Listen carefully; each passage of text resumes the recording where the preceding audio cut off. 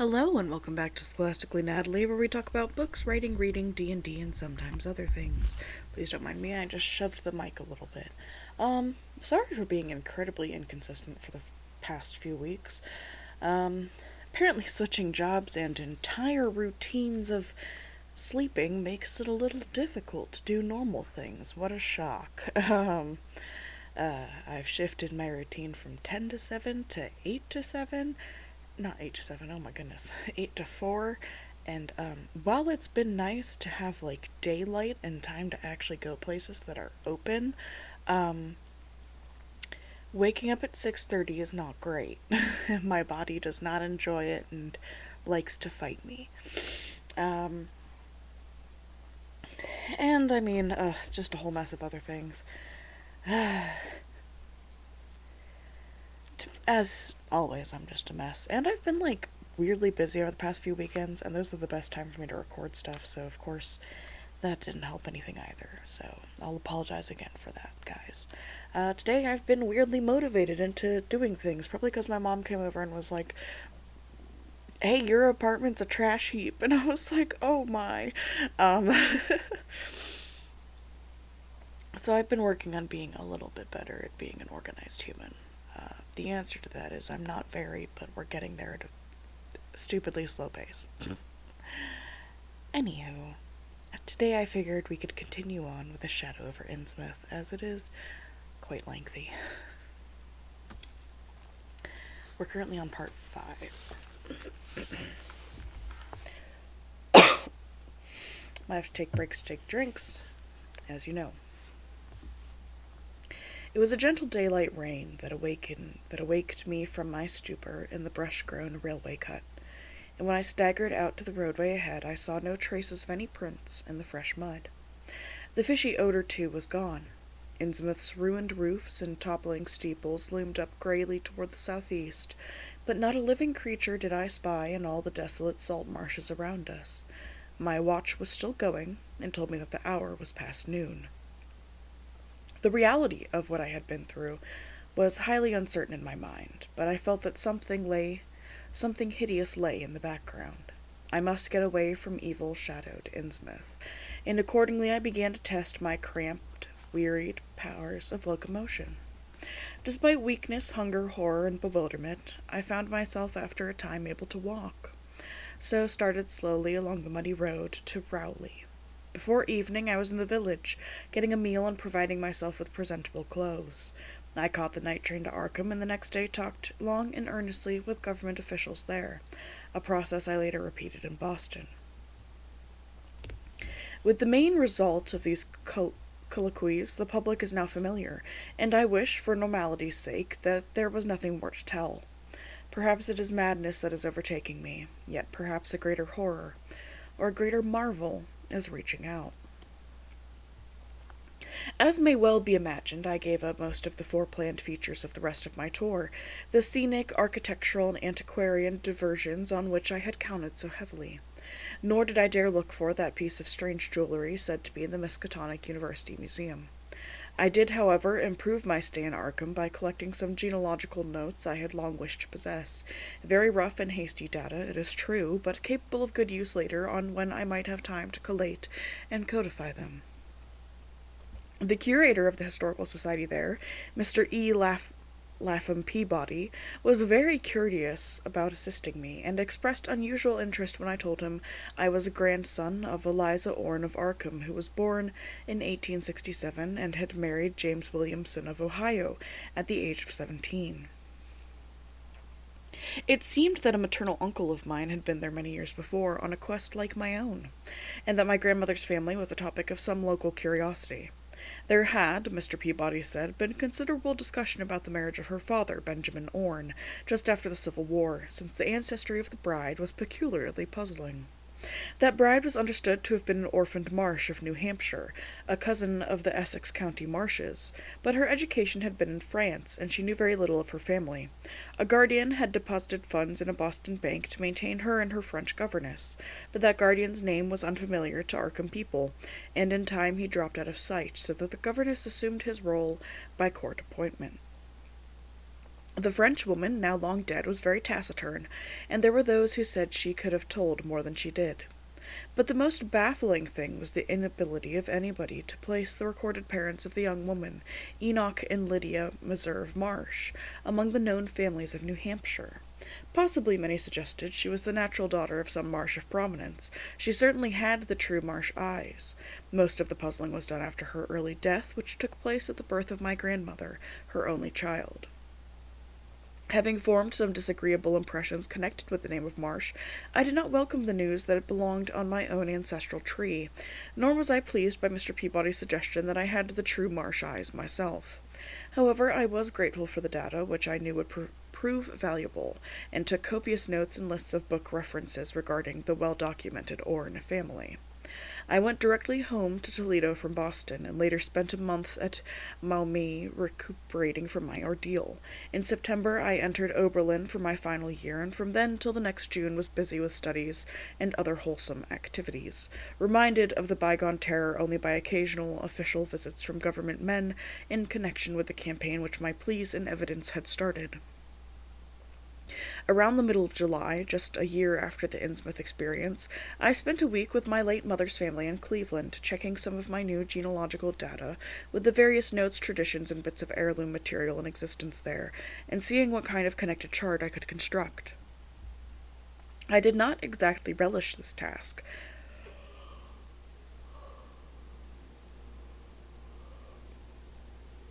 for the atmosphere of the Williamson home had always depressed me. There was a strain of morbidity there, and my mother had never encouraged my visiting her parents as a child, although she always welcomed her father when he came to Toledo. My Arkham-born grandmother had seemed strange and almost terrifying to me, and I do not think I grieved when she disappeared. I was 8 years old then, and it was said that she had wandered off in grief after the suicide of my Uncle Douglas, her eldest son. He had shot himself after a trip to New England, the same trip, no doubt, which had caused him to be recalled at the Arkham Historical Society. This uncle had resembled her, and I had never liked him either. Something about the staring, unwinking expression both of them had given me a vague, unaccountable uneasiness. My mother and Uncle Walter had not looked like that. They were like their father, though poor little cousin Lawrence, Walter's son, had been an almost perfect duplicate of his grandmother before his condition took him to the permanent seclusion of a sanitarium at Canton. I had not seen him in 4 years, but my uncle once implied that his state, both mental and physical, was very bad. This worry had probably been a major cause of his mother's death 2 years before. My grandfather and his widowed son Walter now comprised the Cleveland household, but the memory of older times hung thickly over it. I still disliked the place, and tried to get my researches done as quickly as possible. Williamson records and traditions were supplied in abundance by my grandfather, though for Orne material I had to depend on my Uncle Walter, who put at my disposal the contents of all his files, including notes, letters, cuttings, heirlooms, photographs, and miniatures.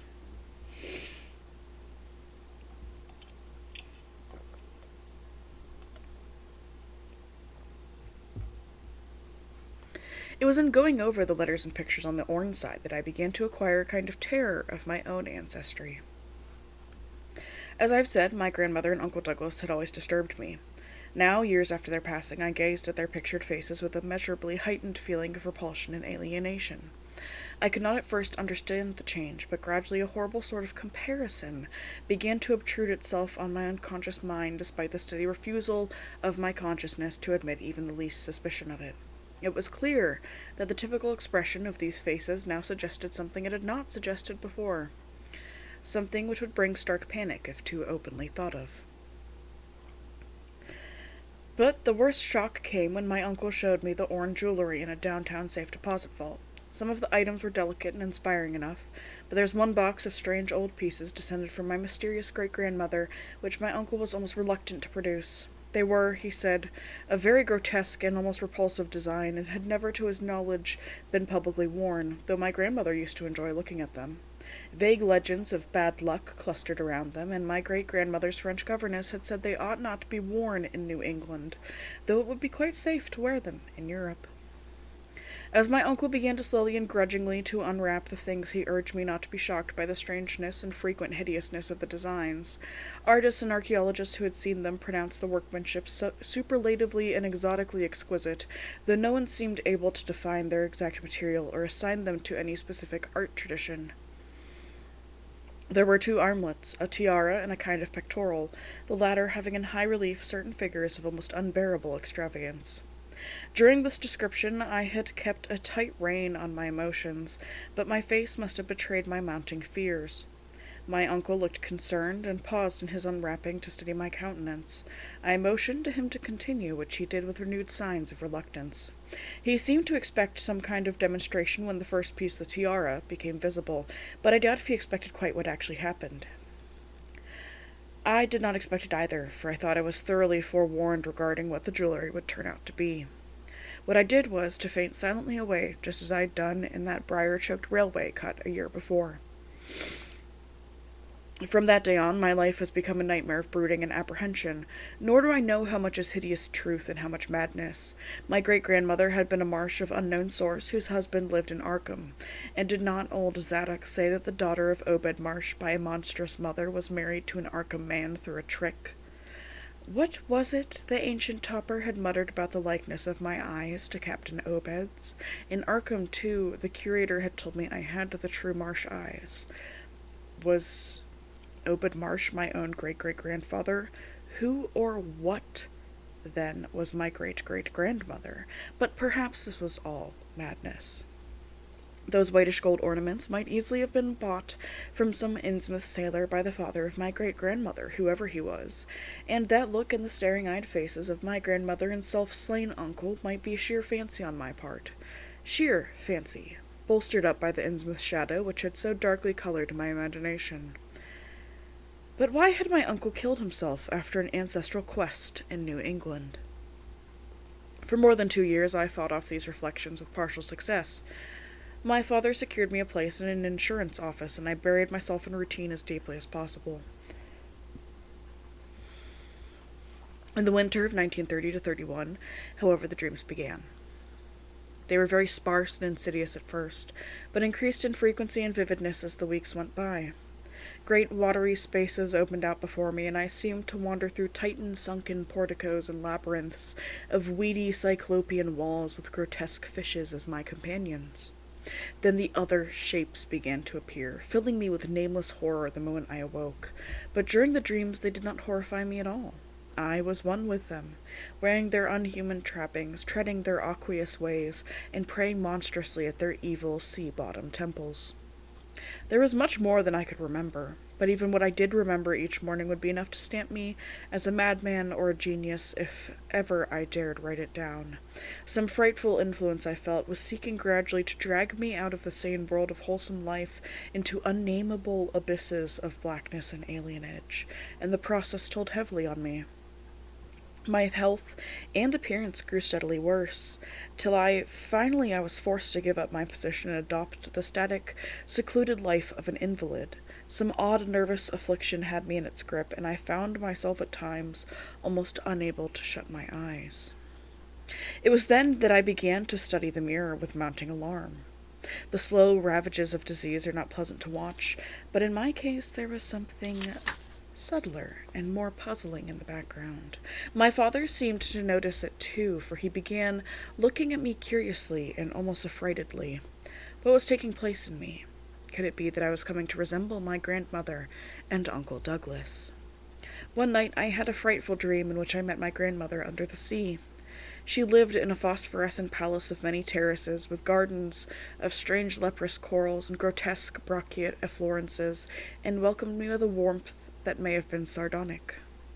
She had changed, as those who take to the water change, and told me she had never died. Instead, she had gone to a spot her dead son had learned about, and leapt to a realm whose wonders, destined for him as well, he had spurned with a smoking pistol. This was to be my realm too. I could not escape it. I would never die, but would live with those who had lived since before man had ever walked the earth. I met also that which had been her grandmother. For 80,000 years, Pethyla Lee had lived in Yahanalethy, and thither she had gone back after Obed Marsh was dead. Yahanathle was not destroyed when the upper earthmen shot death into the sea. It was hurt, but not destroyed.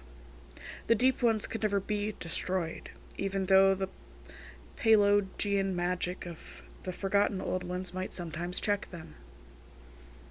For the present day they would rest, but some day, if they remembered, they would rise again for the tribute great Cthulhu craved. It would be a city greater than Innsmouth next time. They had planned to spread, and had brought up that which would help them, but now they must wait once more.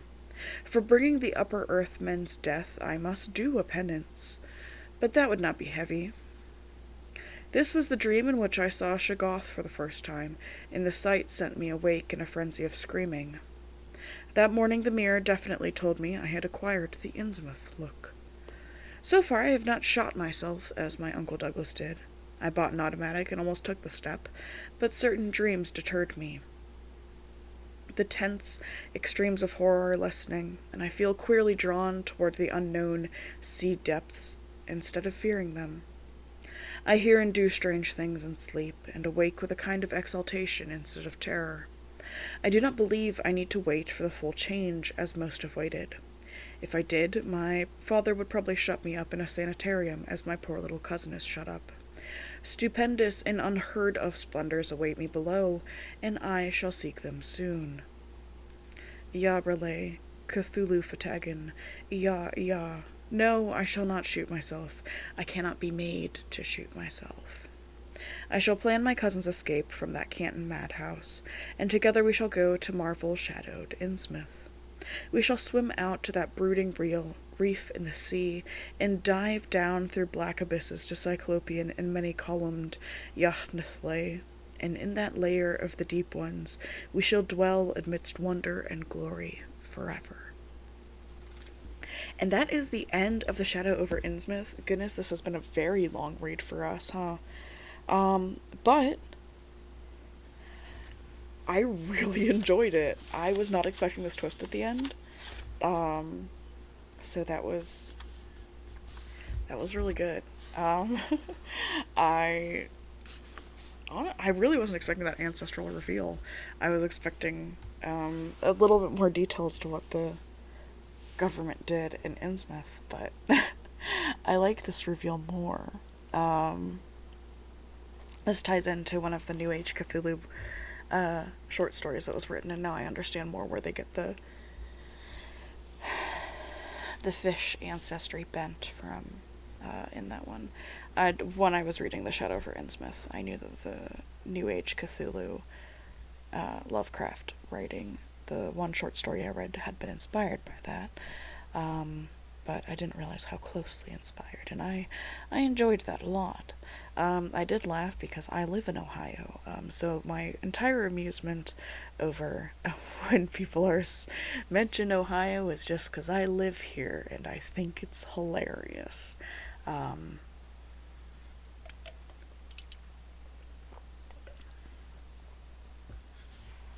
It's just kind of like, of course, the people who marry depressed fish people would move to Ohio.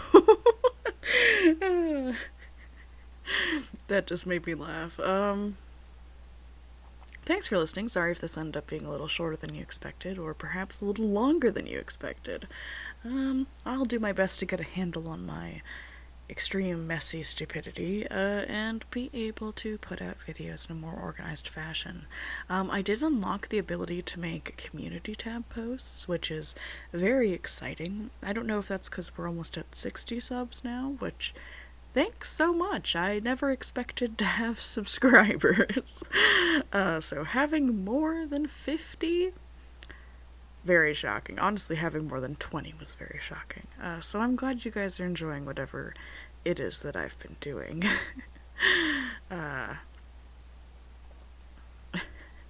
I'm still so surprised anytime I look at the sub count and I'm like, oh, it's gone up. So thank you guys so much for all of your watching and enjoying whatever the heck series I might have done. And I look forward to speaking more with you guys in the next one. As always, leave me comments, suggestions, requests, with things you'd like me to do more in the future. We're not finished with my H.P. Lovecraft collection, but I would say we're about a good third of the way through it now, which it's lengthy. It's a pretty long project, you know. It's only taken me a year. But anyways, I'll stop babbling away. Thank you guys so much for watching again, and I will see you all in the next one. Scholastically Natalie is out.